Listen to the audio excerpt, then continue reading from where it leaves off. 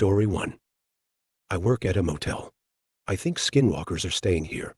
If you're ever driving down Route 106 in Michigan, and you see a sign for the Greenbrier Motel, you better just keep on driving. Because there is something terribly wrong here, and the last thing I would want is for more people to die. I started working at the Greenbrier Motel a week ago. It wasn't a dream job by any standards. Night shift at the front desk, checking people in and out, doing some inventory in the back. I liked the peace and quiet though. As a little rundown motel on a stretch of isolated highway in Michigan, it gave me a lot of time to read and play computer games on the clock. It also helped that the owner, Frank, didn't seem to care I was a high school dropout with a rap sheet. But on the very first day, I felt that something was terribly off. For one, there was the smell. When the wind shifted, the entire parking lot smelled like rotting meat. I ran to close the windows, but even then I could still smell it, seeping in through the HVAC system. The motel is surrounded by deep woods, so I figured maybe we were near the kill grounds of some animal. Or maybe it was just the endless roadkill of deer and possums on the highway. Either way, it was unsettling, and definitely not enjoyable. The other thing that struck me as odd were the guests' rooms. Some of them didn't have windows, and it seemed like that was intentional. I could see the lines in the paint, the seams outlining where windows had once been. When I asked Frank, he told me that some of the guests asked for windowless rooms, that they were in high demand. He didn't elaborate, and honestly, I was a little scared to press him on it. Things went from strange to downright creepy, however, as soon as Frank left. As I got set up at my desk, a woman walked into the room. She was in her 40s, maybe, with black hair and very pale skin. As soon as she stepped inside, she locked the door behind her.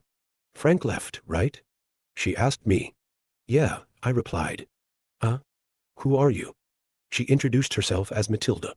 She'd been working here for a decade, cleaning the motel rooms after the guests checked out. After a few minutes of small talk, she suddenly came up to the counter and lowered her voice. "I want to make sure you're safe around here," she said, glancing back towards the door nervously. "So I need you to listen to me." "Okay." My heart dropped. Okay.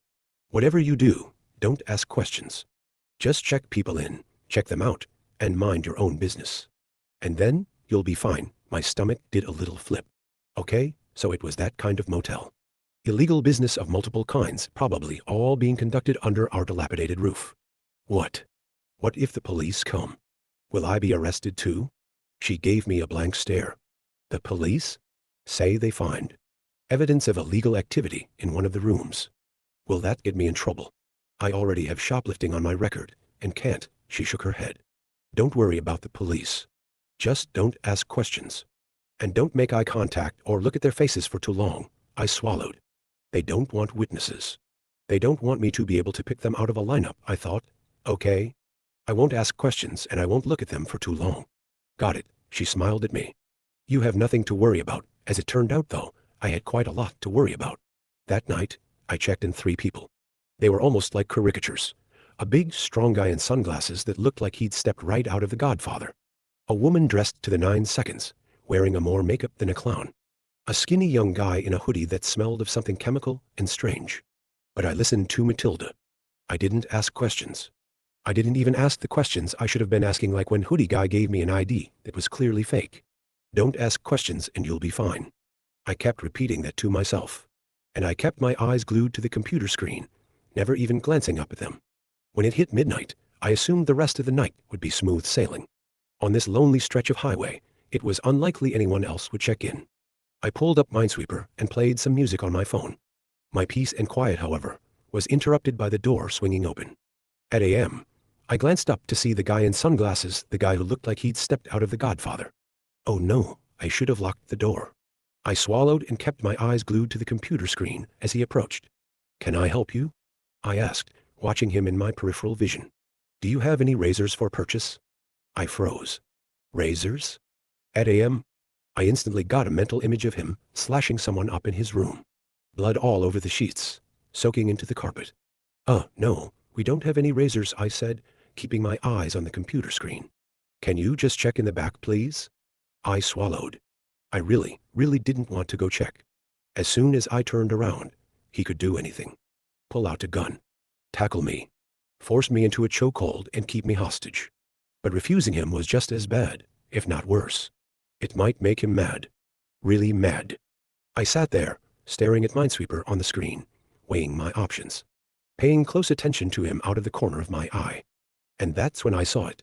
There was something off about this guy. His sunglasses looked like they were slightly too low on his face. Like the eyes they were covering weren't in quite the right place. And not only that, but I couldn't see his eyebrows poking above the frames, or the contours of his brow ridge. Everything above the glasses was perfectly flat and smooth, like he had no eye sockets at all. "Can you check in the back, please?" he asked again, his voice taking on an annoyed tone. "Why, yes. Sure." I sprung out of the seat and ducked into the back storage area. I quickly glanced over my shoulder to make sure he wasn't following me, but he wasn't. I had half a mind to just stay there, hiding out in the back storage room, until I heard his voice calling me. "Did you find them?" He sounded angry, approaching furious. Thankfully, I did find a few packaged razors next to some spare toothbrushes and soap we kept. I grabbed them and handed them over, keeping my eyes trained on the floor. "Thank you," he said, sounding pleased. And that was it. He turned around and left. As soon as the door shut, I ran over and locked it. I closed the blinds and sat back down at the front desk, my heart hammering in my chest. All I could picture were the strange contours of his face. And as I sat there, I realized something. All 3 guests that I'd checked in since the start of my shift, the Godfather guy, the makeup woman, the hoodie guy, had something covering their face or head. I mean, I wasn't exaggerating about the woman having enough makeup for a clown. She was wearing foundation so thick that it cracked around the corners of her eyes and lips, and wore false eyelashes so long they gave the appearance of spider legs. And hoodie guy had kept his hood pulled so tightly over his head that his ears and hair weren't visible. It was like they all had something to hide. Morning couldn't come soon enough. As soon as the day shift workers arrived, I got the hell out of there. I floated back to my house and slept for a long time, my sleep plagued with nightmares of faceless people and spidery eyelashes. Then it was time to go back to the motel for night number 2. Thankfully, it was a quieter night. Although the vacancy sign glowed brightly in the darkness, no one checked in during my shift. They must have all come earlier, during the day shift. I locked the door, sat down with a cup of coffee, and enjoyed getting some reading done in the quiet. Unfortunately, the quiet didn't last long. Around midnight, I heard a loud slam from outside. I threw my book down and ran over to the window. The door to room 16 was wide open. I looked around. Nobody appeared to be outside. The parking lot and the sidewalk were empty. The room itself was dark, none of the lights were on. I walked over to the computer and looked up the room. To my surprise, no one had booked it for tonight. Should I go out and close the door? I hesitated. It was late. There was no one around, except for the occasional passing car. If someone had broken into that room, and then attacked me, there would be no one to hear me scream. So I kept the door locked tight and accessed the security camera feed instead. As I rewound it, I saw what happened. The door had opened, and then a woman had walked out of it. I couldn't see her face, just her long dark hair. She then disappeared into room 22. I checked room 22 on the computer, and saw it was booked to a woman named Cassandra Johnson. I frowned. Looked like Cassandra might be going into our vacant rooms and possibly stealing stuff. Matilda must have forgotten to lock up the room after she cleaned it. I sighed, opened the door, and began walking towards the open room. I thought of knocking on room 22, but then thought better of it. Keep your nose out of other people's business. I just lock up room 16 and go back to the lobby, like a good little employee. I walked towards to the open room. But as soon as I got close, a horrible smell wafted out of the room. Like something rotting, decaying. My stomach turned. What did Cassandra do in there? Throw up? Stash all her garbage in there? I reached into the darkness of the room. Bracing myself, I flicked on the light. The room looked normal. The bed was made. The carpet was clean. But the smell had only intensified. I pinched my nose as I glanced around, starting to feel nauseous. And then I saw it. There was something on the carpet, just barely poking out from the other side of the bed. What is that? It was tan and folded over itself. Like a beige sheet or pillowcase had been bunched up on the other side. But all our sheets were white. I stepped into the room, my heart pounding in my chest. "Hello?" I called out. Nothing. The smell got even worse as I approached the bed. Nausea washed over me. I forced myself to keep going, pinching my nose, swallowing down the urge to throw up. I peered over the side of the bed and froze. There was a pile of beige, slightly translucent material folded over itself on the other side. but I instantly recognized certain shapes attached to it. Awfully familiar shapes. Like 5 fingers resembling a glove made of skin, poking out from under one of the folds. It looked like someone had shed their skin. I stepped back, my legs shaking underneath me. No, no, no. There's no way. It can't be. I backed away, towards the door, my throat dry. Because it didn't make sense. It didn't even make sense with a horrible crime. There wasn't any blood on it. It hadn't been cut off someone. It was like a snake's skin, clean and perfect, holding the shape of its wearer, like a ghost. I ran out of the room and saw, walking towards me down the sidewalk, the woman from room 22. Strands of her dark, straight hair hung over her face. But I could tell, through her hair, that there was something wrong with her face. Her eyes, her lips, were in slightly the wrong position. She strode towards me, fast, her shoes clicking on the pavement. I didn't want to find out what she'd do if she caught me. I whipped around and ran as fast as I could. I could hear her behind me, but I forced myself to go faster, and faster, until I was inside the lobby. I clicked the lock shut and collapsed in the back room, where she couldn't see me. That's when the whistling started. Just outside the door, I could hear her. Whistling. The source of the sound shifted as she circled the lobby area, looking for a way in. I heard it at the door, then at the back, then through the side windows, then back at the front door. This went on for an hour. Finally, the whistling faded. But I didn't move. I stayed there, huddled in the back storage room, until dawn broke. As soon as the day shift arrived, I booked it out of there as fast as I could. I wanted to quit. With everything I am, I wanted to just walk away. But I needed the money.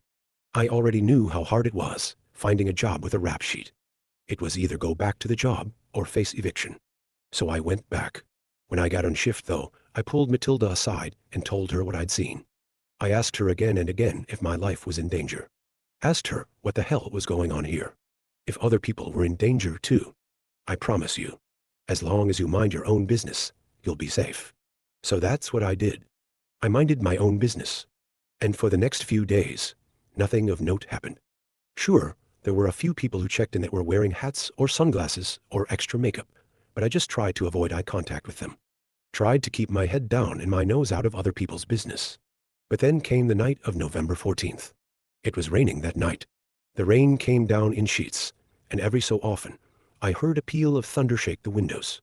I wasn't expecting anyone to come in that night, as I hadn't seen that many cars driving by on the highway. The rain seemed to keep everybody in. But then I heard a knock. When I looked up, I saw a man staring in the window. A chill ran down my spine. He was wearing a hoodie that hid his head and kept his face mostly in shadow. And he was rather aggressively banging on the window like he was in a hurry. I grabbed the mace I kept under the counter and slipped it into my pocket.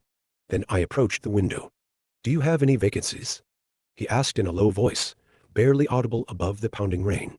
The vacancy sign glowed brightly behind him. There's no way he could have missed it. "Yeah. Come on in," I said, unlocking the door with one hand and gripping the mace in my pocket with the other. He stepped inside. Rain dripped off his jacket and onto the floor. I barely glanced at him, turning around and walking back around the counter. Then I sat down at the computer, keeping my eyes fixed on the screen. In my peripheral vision, I could see him, leaning over the counter, his face only about a foot or two from mine. So close that I could smell the stale, mothball odor coming off his clothes. So close I could hear drops of water plopping onto the counter from his sleeve. "Can you go faster?" he asked, his voice raspy in his throat. "Sorry, sir, I'm going fast as I can," I replied, my heart starting to pound. It's an old computer. My fingers slipped on the mouse as I rushed to click the buttons. "I don't have all day," he growled, looming even closer to me. I wanted to look at him. My eyes were itching to glance up at the man that was 6 inches from my face. But I forced myself to stare at the screen. Whatever the hell was going on here, I was not going to be a witness. I was not going to look up and find myself face to face with a Smith & Wesson. "Your name?" I asked. As soon as the words came out of my mouth, I froze. I needed a name to book the room. That's all. But maybe he wouldn't see it that way. Maybe I wasn't supposed to ask for names. Maybe that was part of Frank's understanding with certain guests. Thankfully, nothing happened. After a second of hesitation, he replied, "Daniel Jones." The name struck me as fake. Common first name, common last name. But who even cared at this point? I typed his name into the system and completed the booking process. He paid for the room in cash, which was another unnerving detail, but I tried not to worry about it. I turned my back and took a key off the hook. Room 7, I said, handing it to him. He thanked me, and then waited by the door. I waited for a minute. Then 2. But he didn't leave. Do you need something? I asked, careful not to make eye contact. Can you escort me to my room? Oh, hell no, there was no way I could go out there. In the middle of the night. With this creepy guy. That was like a death sentence. I glanced out the window and spotted his car, a beat-up sedan, in one of the nearby parking spaces. The murder scenario played out in my head. Shoves me into the hotel room. Kills me. Sticks my body in the trunk. Throws it in the middle of the woods. Or maybe worse. Maybe my skin would end up crumpled on the floor of one of the rooms. Maybe he'd take my form, or turn me into something that sheds its skin like a snake. That has eyes too low on its face. Or no eye sockets at all. And the longer I looked at him, in the corner of my eye, the more I noticed how unsavory he looked. There were smears of dirt on his sleeves and on the hem of his pants. Like he's been digging a grave, the voice in my head added. His face, half hidden in shadow, was sunken and gaunt. His jaw was covered in gray stubble, and his teeth were a horrible shade of grayish yellow. Can't you just go yourself? I have something that I need to do here. My boss is going to be mad. You can take 2 minutes to walk me to my room, damn it. I sat there in stunned silence. He sounded furious. My heart pounded in my ears. Okay, I said, finally. My fingers curled around the mace in my pocket, and then I joined him by the door. I'll walk you to your room. He didn't thank me. He just grabbed the door and swung it open, nearly letting it swing back in my face. I stepped out into the pouring rain with him. The parking lot was a lake, and our feet sloshed loudly through the water. The cold water seeped through my sneakers, and I shivered. I followed the man to his car, staying a good 15 feet away. He popped the trunk, and I held my breath, but thankfully there was only a duffel bag inside. He hoisted it on his shoulder and started for room 7. I followed him at a distance, staying several feet away, watching him fidget with the key. You got a lot of other people staying here right now? He asked, as he slid the key into the lock. Some, I replied. Not great weather for it, not really. The storm's supposed to clear tomorrow. It'll be good weather then. Wow, this is taking a while, I thought to myself. That's when I looked down at his hands and noticed that he wasn't really trying to get into his room. He was just inserting the key, pausing, and then pulling it out. Over and over again. He was stalling for time. He was keeping me here on purpose. I looked up from his hands just in time to see him staring at me. His blue eyes were intense, studying me. I wanted to run away. Every inch of me was screaming to get out of there. But the guy had 6 inches on me, and was really thin. He'd probably catch me in seconds. I was never much of a runner. I slipped my hand in my pocket, curling my fingers around the mace. Do you need help getting into your room? I asked. He shook his head. I'm going to go back to the front desk, I said, taking a step back. As soon as I said that, he froze. His eyes widened as he stared at me. Slowly, he shook his head, his lips stretching into a grimace that revealed his yellowed teeth. Don't go, he growled, his voice barely audible above the rain. Stay exactly where you are, I leapt into action. I whipped the mace out of my pocket and held it in front of me, pointing it right at him. Don't get any closer. My finger hovered over the trigger, and then I heard it. Someone was whistling. Behind me, somewhere in the rain. The song cut through the pattering raindrops like a knife. It was the same eerie tune that woman had whistled a few days ago. I'm sorry, the man said quietly, his blue eyes locked on mine. But I needed bait, I stared at him. My brain couldn't even process what he was saying. Bait? I took a stumbling step back. The whistling grew louder. I whipped around. Through the rain, I could see someone walking through the parking lot, barely lit by the flickering street lamp. The mace fell from my hands and clattered to the ground. Then I turned and ran as fast as I could towards the lobby. The whistling stopped. And then I could hear loud, splashing footsteps, growing louder with every second behind me. I swung the door open, slammed it shut, and turned the lock. I pulled the blinds down over the window. Panting, I parted them with my fingertips and peered out into the night.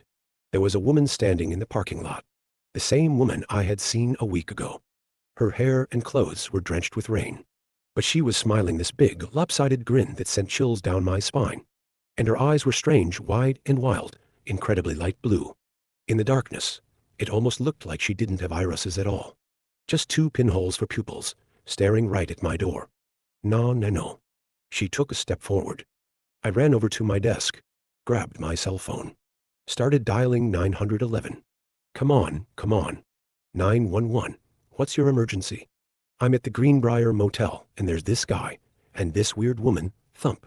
I was cut off by a loud thump nearby. I ran to the window and peered out. The man who'd booked room 7 was running towards the woman. He was holding something up in the air, a short dagger, gleaming silver in the rain. He's attacking her. I screamed into the phone. The woman's face changed. Her features twisted, her grin crept up to her eyes. Her arms crackled and stretched. She blinked, and her eyes turned pure white.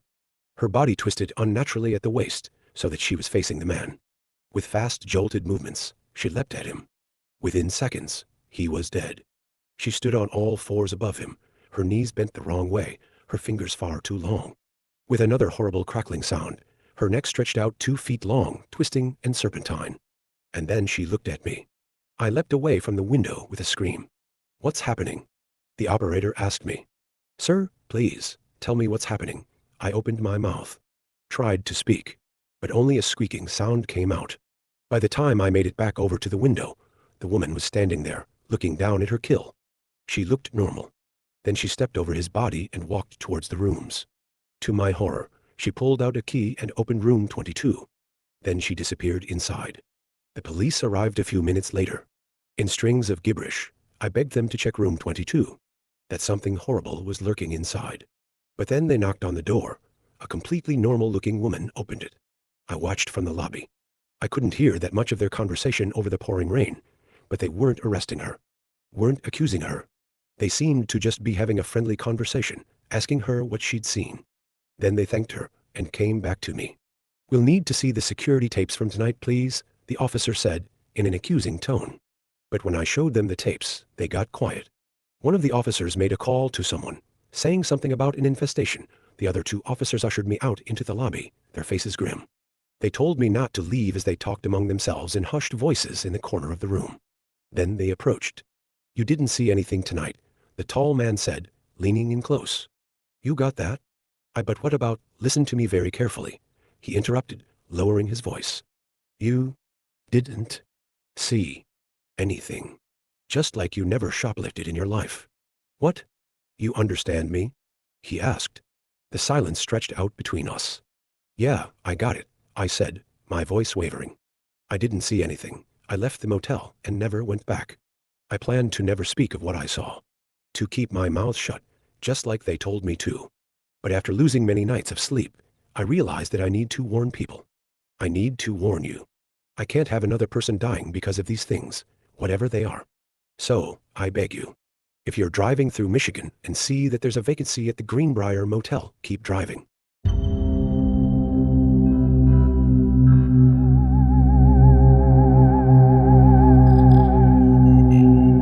Story 2. Polaroid Man. I didn't understand the object Freddy shook in my face or why he was so excited. Halloween night in '87 wasn't as illuminated as today. It's a picture, he yelled, and spat into my face. Look, look. I put my pillowcase down and held his wrist gently to see the fuss. A Polaroid picture with Freddy in his sad pirate costume. When I looked more closely, however, I saw the singed boy beneath. Polaroid Freddy looked burnt to a crisp. His skin gone. The eyes melted away. Freddy snapped the picture from my fingers. Isn't it cool? He studied it again. Like a magic trick. Best Halloween ever. Right?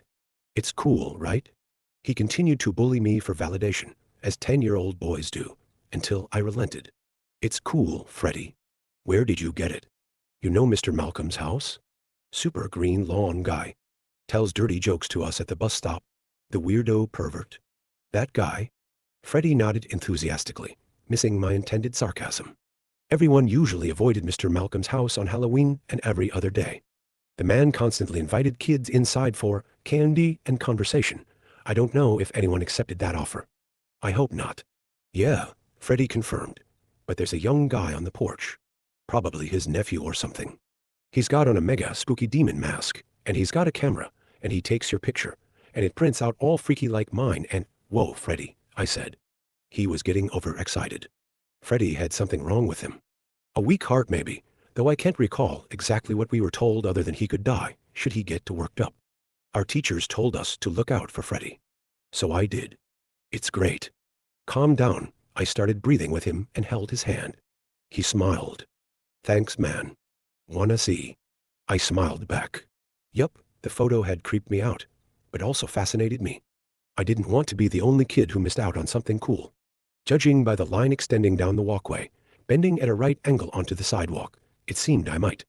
There had to be 50 kids waiting for their photo. Polaroid pictures aren't fast. They don't present an image until at least 10 minutes have gone by. The guy on the porch wore a thin mask with horns that really seemed to grow from his forehead. A mouthpiece displayed jagged teeth. He carefully placed the undeveloped photo on a shoe rack at his side. You don't shake Polaroid pictures. You wait. And so we waited. He could have simply given the white rectangles to the eager kids before the image showed, but he didn't. Instead, after taking a trick-or-treater's photo, he sat cross-legged on Mr. Malcolm's concrete slab of a porch and stared at the child. Some kids tried to talk with him. He didn't answer. Others waited in silence, bearing the stranger's gaze with admirable defiance. One little boy began to cry. His parents ushered him away before he could collect his photo. I remember thinking how fortunate I was that my parents let me trick or treat on my own. I would get my photo. I would endure the awkwardness of the adult gaze. Time ticked on. It was late. Some kids gave up and left the line, to my delight. Freddie yawned and said he had to go. I thanked him for telling me about the Polaroid man. I probably wouldn't have come down Ferry Street otherwise. Mr. Malcolm creeped me out too much. Luckily, a few other school friends were revealed by the departures. May DeFranco and Vicky Rand. They'd already gotten their photos, but hung around because May's little sister wanted one too. Can I see? I asked, pointing at the photos.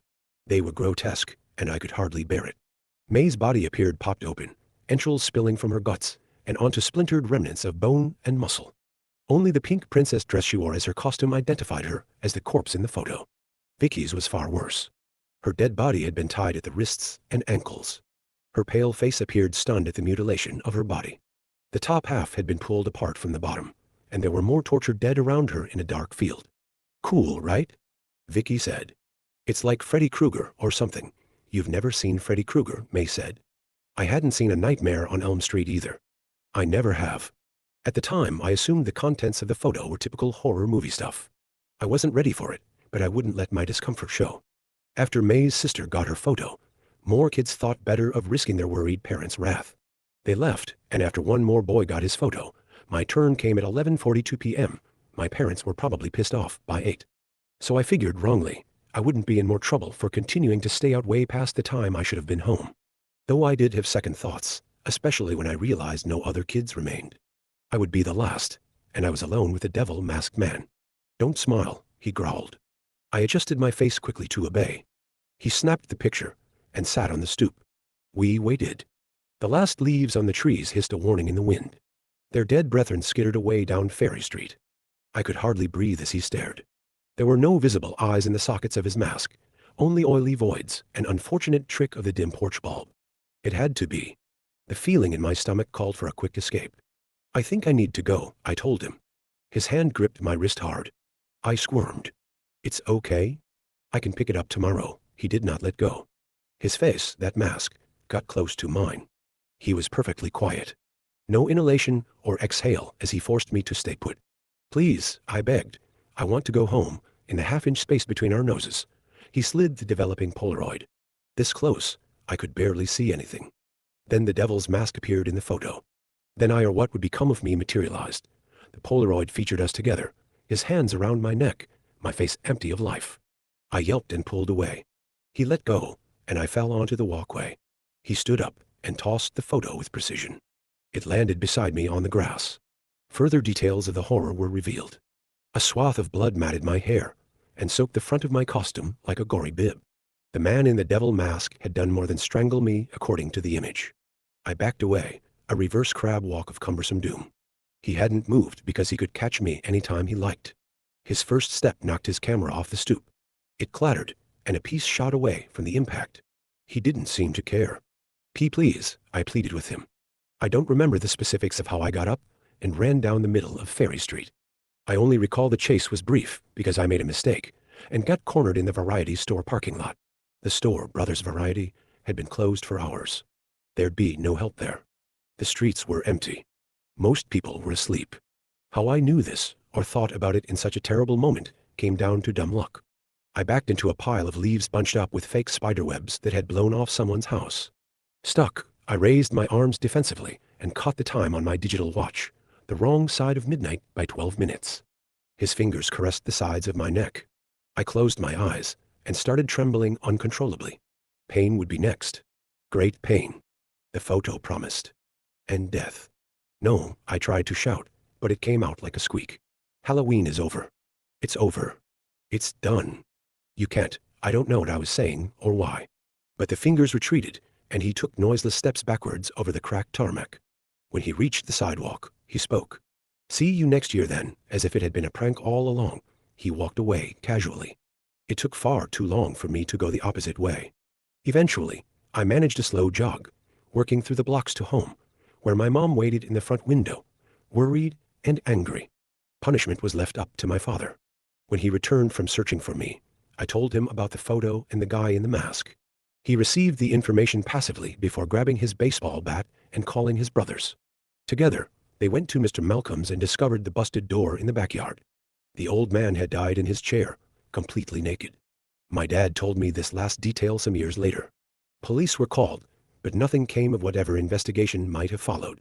My parents had, and have, no faith in the Bridal Veil Lake PD. Hence the reason he called his brothers and picked up his bat that night. Evidence of the devil-masked man existed, of course. Many kids had their photos taken. No police or adults asked about it, as far as I know. Mine had been left on Mr. Malcolm's lawn. But Freddie May and Vicky said they still had theirs at home. Freddie's, however, likely burned up in the fire the following Christmas. His dad made the mistake of using a space heater in the garage. All of them, including Freddie, were dead the day before Christmas Eve. I refused to go trick or treating the next year, and everyone after that. My parents understood and didn't pressure me. Within a few years, I aged out of the tradition, but still wouldn't risk going out for a walk on Halloween night. See you next year then, and if not, the next, or the next, or the next. He waits. I know because every photo has turned out to be true. Vicky simply disappeared before her 19th birthday, and while her body was never recovered, a man suspected of torturing and killing half a dozen young women in Bridal Veil Lake and Derry, across the border, was arrested as the likely culprit. May committed suicide off the old casino hotel last July. My son is 5 now. He wants me to take him trick or treating in a few weeks. Of course, he does. He doesn't know. Neither does my wife. That man is waiting for me.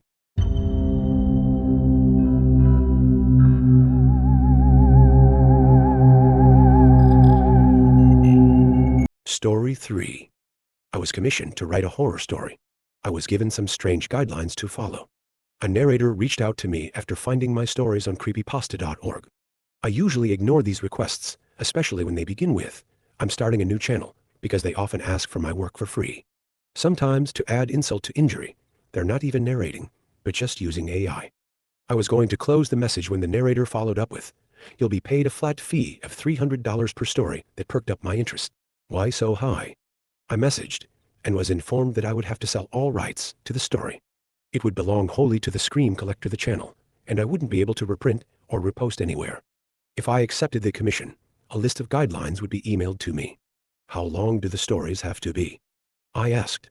2000400 words, they replied. The stories would be released in a kind of anthology centered around the fictional town of Pinefell. I was the first author contacted, but if the channel was successful, the anthology would be expanded to include other writers. The stories would all be published by the Scream Collector, or TSC as the name was displayed on the channel logo, with the conceit being that they were all true, stories being shared by the titular collector of Pinefell. In short, I wouldn't get any writing credit, since my stories would all be penned by the collector.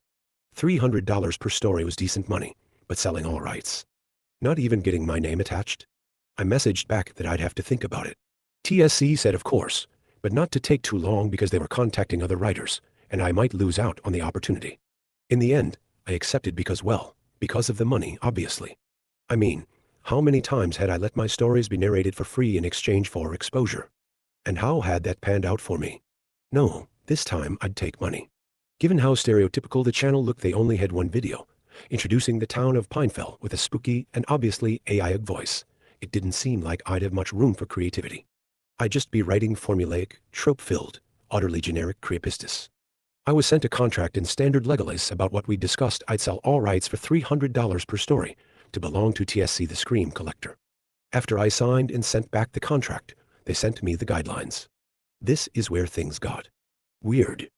I was asked to write the story in a Google Doc. I'd be sent a link to the shared doc, but I wouldn't be the primary owner and would have no power to change the settings or anything like that. The document would belong to the channel.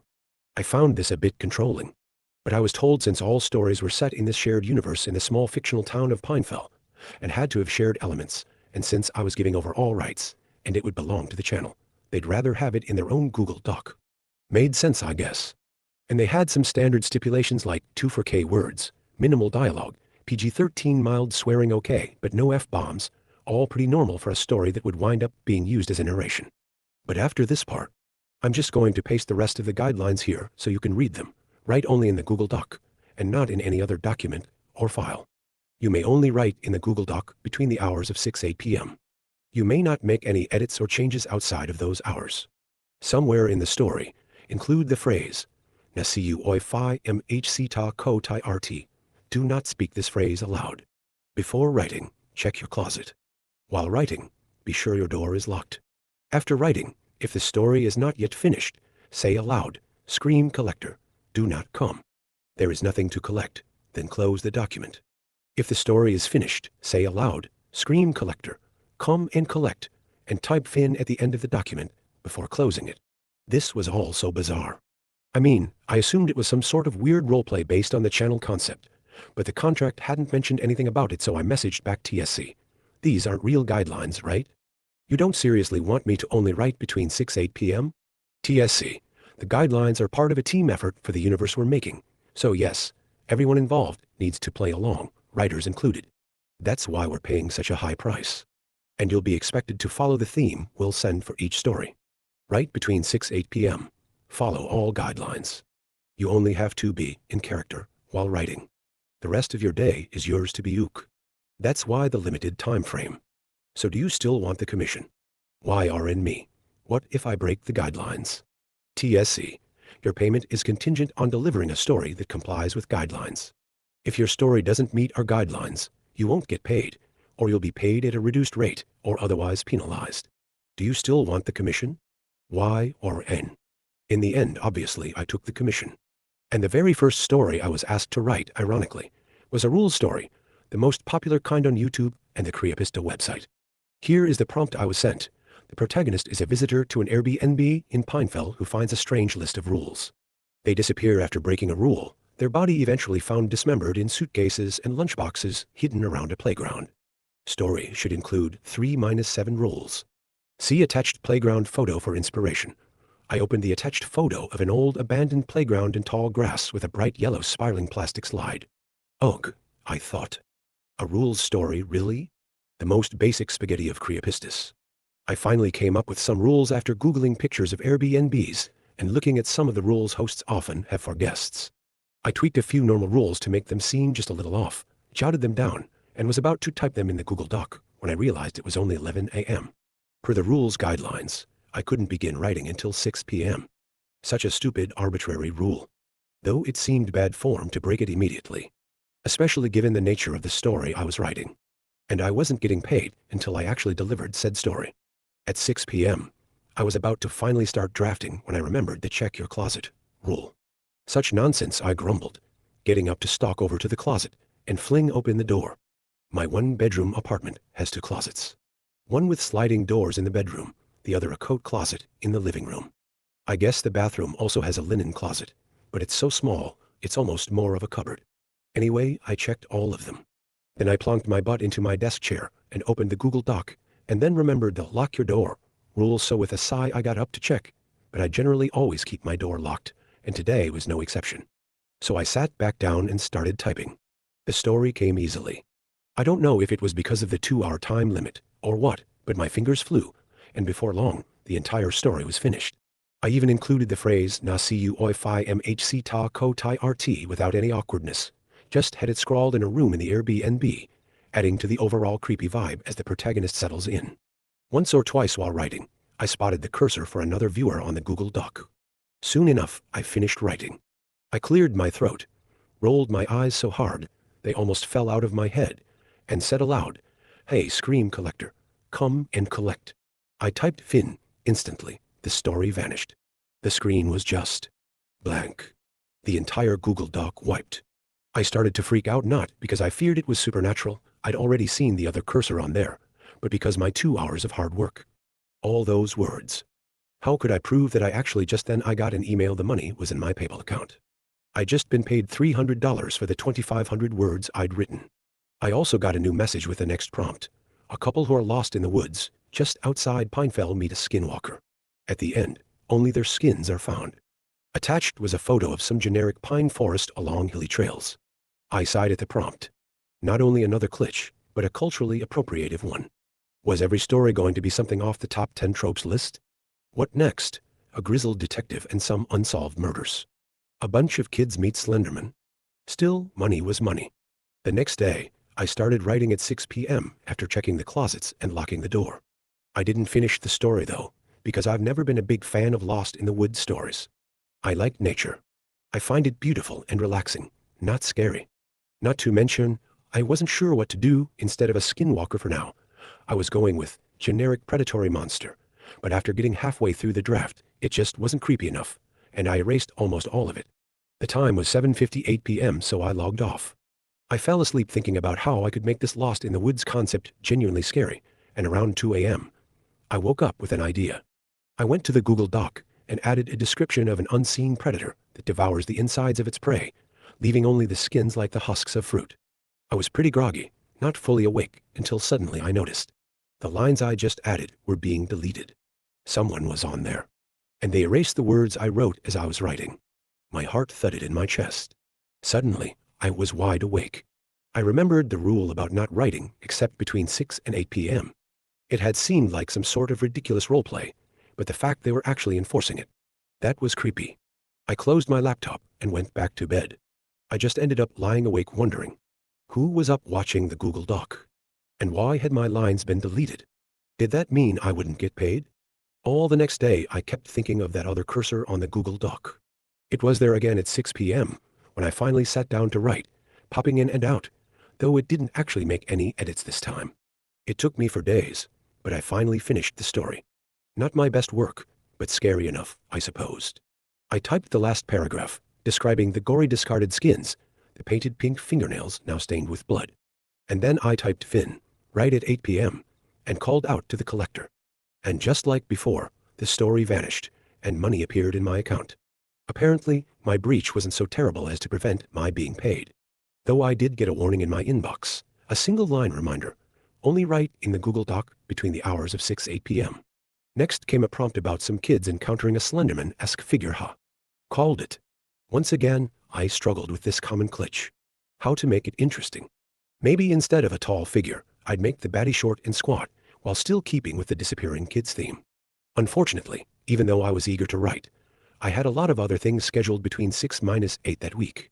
When I messaged TSC to ask if the 2-hour window could be shifted, I was told no, but that I could take up to 2 weeks to finish the story, and that would be fine. I was able to finish the story in the next week, and got my payment. The next prompt was the absolute worst. I almost refused to write it. The narrator works as a security guard on the night shift, and strange things have begun happening. Oh, for crying out loud. Every other YouTube narration is about a security guard, always on the night shift, usually with strange rules. Between that and the FNAF franchise, isn't it time we bury this trope for good? And yet, the pay was fantastic for the amount of effort I was putting in, which was almost none. By now, the first couple narrations had already come out, with the third on the way, and the audience honestly seemed to enjoy the stories no matter how trope-filled and unoriginal. So, fine. Whatever. I was kind of glad my name wasn't attached now, because if it were, I'd have had to spell it SELLOUT. But my hatred of all these tropes led me to rebel in a different way. I stopped following all the guidelines. For example, I refused to check my closets. Would I still be paid? And I began writing at 5:58 p.m. Everything I typed at 5:58 was erased, and I got another warning. But the checking the closet thing didn't have any impact. I realized nobody was actually watching me check my closets. I could ignore that rule, and the door one. The only thing being monitored was the Google Doc. I started breaking the rules pretty regularly after that, just as a small act of rebellion. Even refusing to include the signature statement in my latest story, it got added in after I heard in the narration. I still got paid, but with a 10% deduction for forgetting the phrase. While I was writing these shittiest of creepypastas, part of me kept wondering, what's the point of having these silly rules? Why check the closet? Why call out to the collector? I still did this one because I thought it was funny.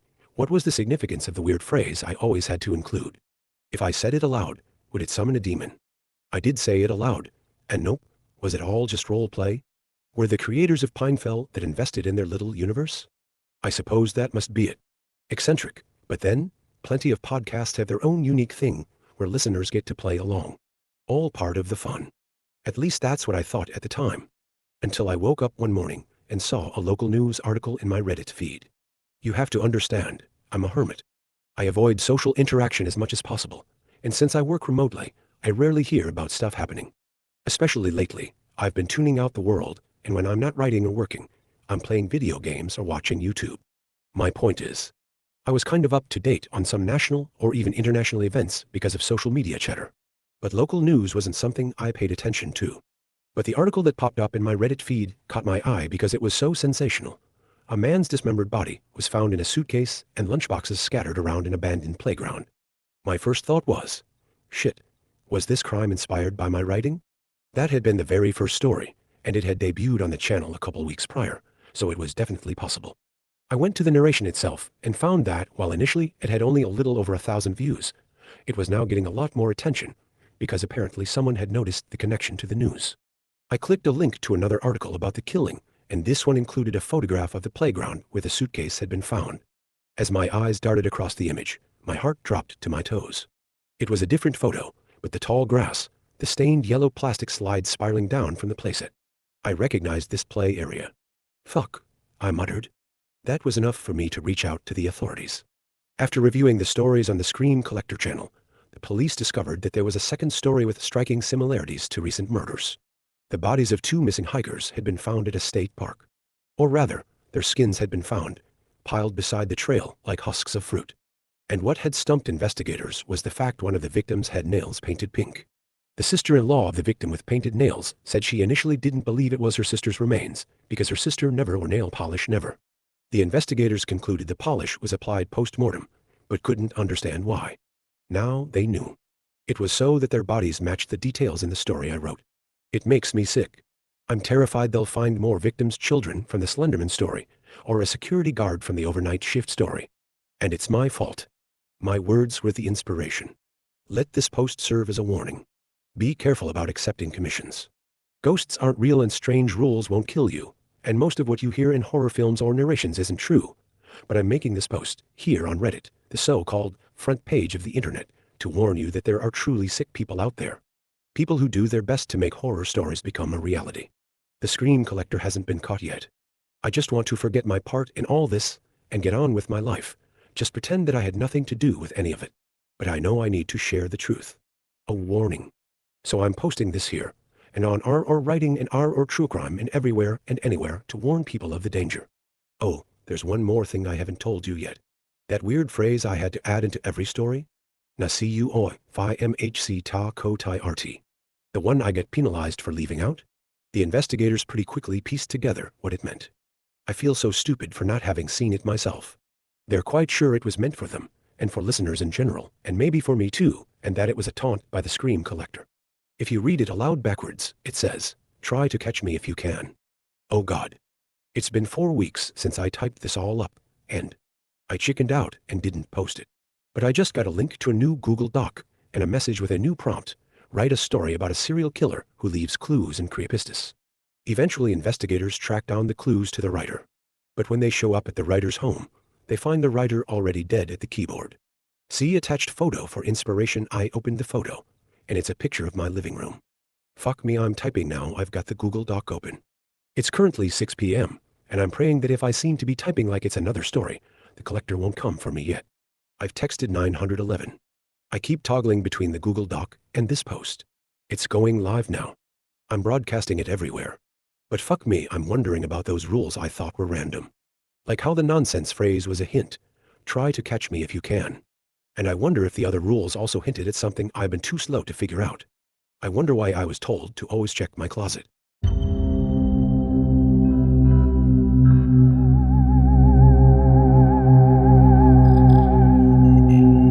Story 4.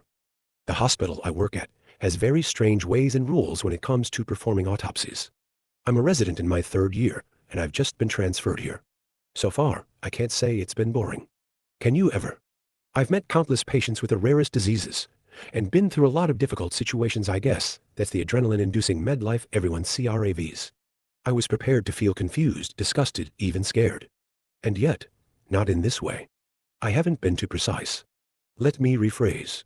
The hospital I've been transferred to is in the middle of nowhere. I'm talking forgotten village in a valley, almost no signal, maximum 300 people. Why would I take this job, you ask? Well, they pay me well. And you know how difficult it is for residents to actually make some money. My parents were skeptical at first. Why would they look for staff so desperately that they're willing to pay you that much? Well, Mom, frankly, it's not my business. It is, if they're making you do weird shit. Joe, no bad language around little Mel. My mother shushed my sister. Will they, though? She followed, frowning. I don't think so. They're just lacking personnel. Think about it. No one wants to go to Fucksville in the middle of nowhere and waste their time. Pardon. I meant gain experience for 7 months. They have to attract you in some way, okay? But call, or don't, my dad said. Spare us. It's enough I have to listen to you complain 24/7 here. Don't want to mini you on the phone saying the same stuff. All right, I mocked him. I really didn't think anything interesting was going to happen anyway. Mostly old people going for the billionth checkup, just to get out of the house, and make sure they don't die, and they live up to being 188, and kids with a cold. I get there, and it's worse than I imagined. I have to rent this flat, which is mostly the first floor of an old building in the Central Plaza, the 4 square feet town center, and stinks of cigarettes and alcohol worse than I do. I have a roommate I barely see and a landlord that instructed me from the beginning not to smoke. The hospital is 2 miles away, in what I like to call the suburbs of this mega-populated area. It's a rotting building with mold in like half of the rooms and a questionable basement, but at least the staff is nice. I don't know how they passed all safety and health checks, but fuck if I care. Anyway, I start, and there's nothing unusual going on. I don't have much to do, as I anticipated. Walk around. Do checkups. Draw blood. Assist. Talk to patients. How are you feeling, ma'am? And how often do you say that happens? All right, I'll see what I can do. I took some night shifts in the first weeks, but it was extremely boring, and the mold was bad for my lungs, so I stopped. Nothing interesting happened during the first few weeks. It was truly just me in the cold mountains, a lone and mysterious wolf against this darkness we call life.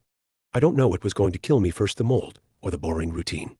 Sometime around 9 p.m., as I wanted to leave, one of the nurses approached me and asked whether I wanted to take an extra shift for the night. Before I opened my mouth to tell her kindly to fuck off, she said something that stopped me. We need help at the morgue. I paused, mouth open. I narrowed my eyes. Who died? She didn't answer. People really die here? Wouldn't the population go down by like half? She scoffed. You should really take things more seriously, I accepted, just to break this endless cycle of waiting around. I was writing a report for an old lady, and she tried to make small talk. She looked at me, narrowed her eyes, and asked me where I was from. Does it matter? I'm here now, of course it matters. You're transferred to the basement now? They must really like you. The old lady looked familiar, but I couldn't place her anywhere in my mind. She wore this flowery coat and had blue eyes that moved around a lot. I frowned. Yeah, yes. Tell me what you saw the next time we meet. Okay, whatever that meant, I thought. The winter air was really getting to me, so I closed the window, then remembered the mold situation and opened it again. When I did, as the glass moved, I saw the old lady's reflection suddenly bending down and turning her head really quick. But when I turned to look, she was sitting in the same position, looking at me and smiling. I looked back at the window's reflection, and there she was, still bent down. I figured I must have been hallucinating due to the mold. The high pay was beginning to matter less and less. Lights flickering, the air got considerably colder as I got to the basement. It looked depressing. And the hallways were really narrow, with yellow walls and creaking doors. For the first time, I missed the familiarity of my tiny flat. There was one doctor there, bent down over something. Hi. You're Mr. Lake? He didn't answer. He was humming something. I noticed he had his stethoscope on, so I patted him on the shoulder. He didn't flinch, just calmly turned around and looked at me. I saw a dead squirrel behind him, the subject of his examination. I was listening to some tunes high. Inside. The squirrel? Yeah. You get it. I stared at him puzzled as he stumbled to a drawer and pulled out something. You must be Mr. Hannigan. Sign is this. An NDA. Don't worry about it. I actually will worry about it. I'm not signing this. What's going on? He paused and remained like that for a while. I could hear the creaking floors in the hallway. Is there someone else with us? Well, yeah. You'd think we were alone here? Who in their right mind would be alone here? He laughed. I frowned. We're together. We're not exactly alone. God, you're still talking. Be quiet, Mr. Hannigan. Sign this and be quiet. I don't know why, but I did. Dr. Lake went into the hallway, and I heard some whispering. Then he came back. Okay, they'll bring them in very, very soon. Them? There's more. Yeah, we die in pairs around here. Right, that was the least weird thing I'd heard tonight. I didn't even question it that much. We sat next to each other in the cold room for a while, and nothing happened. Just waiting in the silence, disrupted by one ticking clock and the wind moving the branches outside. As much as I was freaked out, it was interesting. I was a bit curious to see what was going to happen next, and judging by the non-disclosure agreement I had to sign, the night was not going to be uneventful. Is your name really Dr. Lake? I asked. The man flashed me a smile. It used to be Blake, but I gave a letter up. Then, right as he looked up to the door frame, his expression dropped. I turned to look, but nothing was there. They're here, he mumbled, half excited, half nervous, as he sprinted through the door. I followed, and to my surprise, someone was really there, a nurse wearing 3 crosses around her neck, bringing 2 bodies on 2 distinct tables. When she saw us, she nodded. Her face was made only from sharp angles and rough tones, and her eyes had no warmth, no movement, even when she looked at me. Her lips were paper-thin and violet, and her hands covered in cuts. She didn't speak, but Dr. Lake thanked her, and we pulled the 2 tables inside the room. The post-mortem room was cold and sterile, its metallic surfaces gleaming under the harsh, clinical lighting that cast sharp shadows across the space. In the center of the room, the 2 stainless steel tables stood like grim altars, each one slightly angled with drainage channels for fluids. The air smelled faintly of disinfectant, a sharp contrast to the heavy silence that seemed to settle over everything. Along the walls, cabinets held an array of gleaming surgical tools, scalpels, bone saws, forceps, all meticulously arranged for easy access. A ventilation system hummed quietly, ensuring the air remained cool and sterile, while a sink in the corner provided a steady trickle of water, the sound a soft but constant reminder of the room's grim purpose. Yeah, air ventilation. Good luck beating the mold. I thought, but noticed that this room seemed to be free of mold. It was almost as if it didn't belong to the hospital. Mr. Hannigan, I need you to take out a notebook and write down what I tell you. I obliged, expecting instructions, initial observations, or anything like that. Right. Rule 1, Rule 1.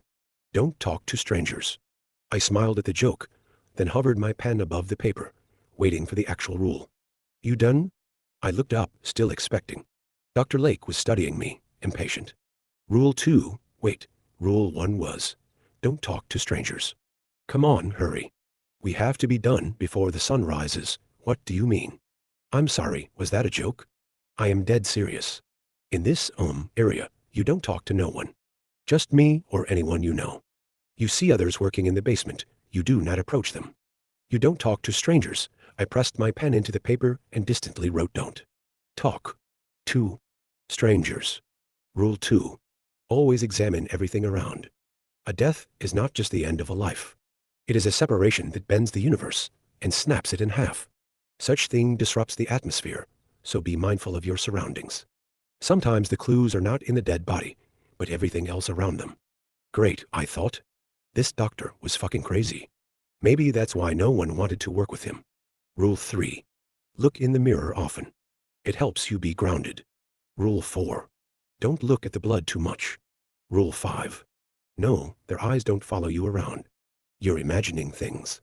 Even if it feels real, don't panic. They can't judge you. Rule 6. Don't look at the photographs before you finish. Just take them and let them develop.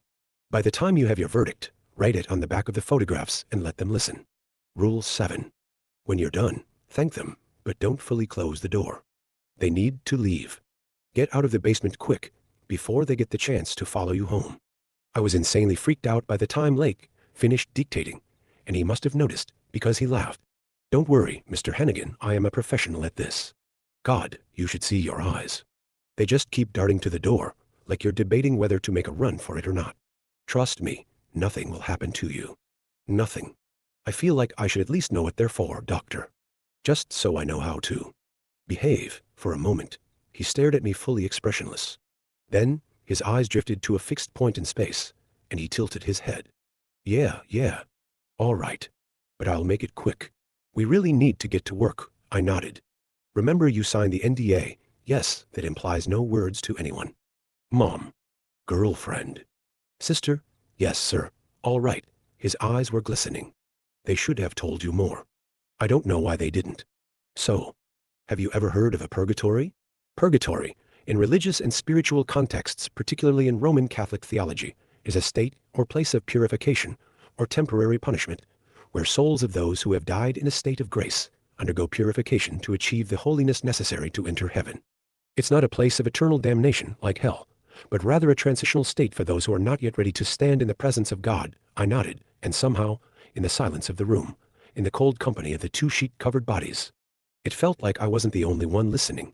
In a broader, non-religious sense, purgatory can refer to any kind of liminal, in-between state of suffering or waiting, where someone endures hardship without yet reaching a final resolution or outcome. There are numerous energetic points on Earth where the fabric of out-telluric plane shifts and gathers, and accumulations of energy do happen. Those places become heavy and very important to the passing of souls. His eyes were locked on mine. Listen, Hardin. I hadn't expected him to say my name. This is one of them. I opened my mouth to speak, but he motioned at me to shut up. This village is built specifically for these. Long ago, way before history got its name, our people realized that. Right when we came to know what a ghost is, and when we tried to communicate with them, we found out. Purgatories happen on Earth, because the spirit is still very human and tied to its body. This hospital is specialized in this. In the corner of my eye, I could swear I saw the white sheet softly lift and come back down, as if the thing behind it was breathing. When you say specialized, he cleared his voice. You felt it. Look at me. I did, and his playful allure had dropped. He was focused and sober. Hardin, you've worked with them. No, this hospital is not your usual one. How did you find out about this job? It couldn't be. Through a friend. Do you remember their face? No, exactly. There's a reason why the mold doesn't affect the patients. They're already dead, waiting. Only they don't fully know they're dead. That's why we hold them down with fake examinations, until their time to get judged comes. Down here. But why us? You mean you don't do their autopsies to find out how they died? No, I do the autopsy to determine whether they deserve to go to heaven or hell. That's the real examination, and what's my purpose here? Nothing. I just need your intuition. I blinked, confused. Just watch me work, Lake added, putting his gloves on. And then he began. Pulling the first sheet, I recognized the blue eyes and prominent neck veins from earlier. It was the woman I'd talked to that night. I did what he asked me to. I handed him different utensils, some which I recognized, others strange: a glass ball, holy water, a pair of glasses, a deck of cards, salt, sage. I noted down his observations. Upon examination of the heart, significant coronary artery disease was noted. Patient had driven one of her past lovers to a suicide attempt, then refused to take the blame for it. The left anterior descending artery was found to be approximately 90% occluded by atherosclerotic plaque. Patient knew a family friend abused by their kind, but said nothing. The notes kept going, and all I did was stand and write. He took some pictures for the file. Then, after 2 hours, he declared he'd finished and started putting her back together. You have your verdict? I asked. Yes, I do. That's when you come in. I have concluded the theoretical research. I need you, because you don't have any knowledge in this field, and our objective, to use this stethoscope and listen to her chest. Hear her song and tell me what it is. That's how she presents herself to others, and I need it to conclude my research. Hesitant, I put the stethoscope on and placed it on the woman's chest. I hear. Nothing. Wait, I did. At first, she was silent. I imagined her chest drained of life, and the air flowing inside, then thought of the impossibility of me ever hearing something. Maybe this is really crazy, I thought. I was waiting for someone to jump from behind with a camera and tell me I've been pranked, and that I'll see myself on TV soon. Then along came a hush. At first, I thought I imagined it. My shoulders and back were tensed up and sweating. Then I heard a snap, followed by others. A rhythm. I hear a rhythm, sir. Doctor, play it to me. I snapped my fingers the way I'd heard, and Lake wrote something down, then took one of the photographs and wrote in caps hell on the back of it. He folded the photograph without looking at it and put it in an envelope.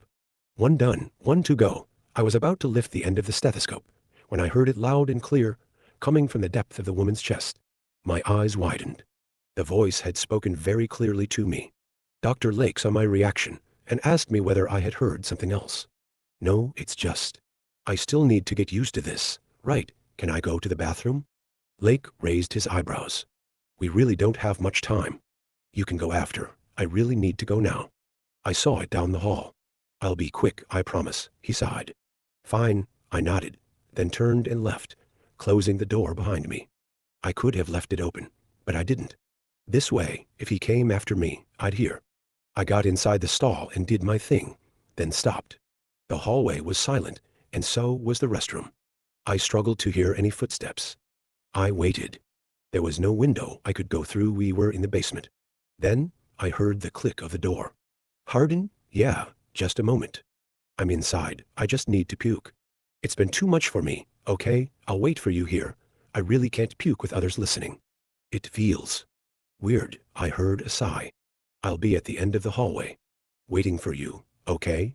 I waited until his footsteps reached the end of the hallway, then for another minute. I got out and turned the tap on for a while, thinking. The stairs were halfway to the morgue. I could make a run for it, but I didn't know how fast he was. If he could catch me. I needed to walk slowly until I'd reach the stairs, then run upstairs. Out of the hospital. Into the night. Start my car and drive. Drive. Drive.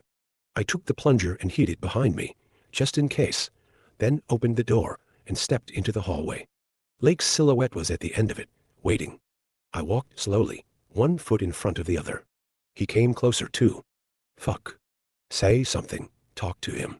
God, I thought my stomach was stronger than that. I'm so sorry. It's so embarrassing. It's fine. When I reached the stairs, he'd come closer. In a second, I bolted upwards, skipping steps, fully conscious he was behind me. Fear had emptied my guts, and my heart beat in a rhythm I hadn't ever known. My mouth dry, I reached the ground floor, only to find it empty. The lights were off, and no one was around. The silence was grim and deeply disturbed me. No patients, no doctors. I turned, face to face with Lake. Come back.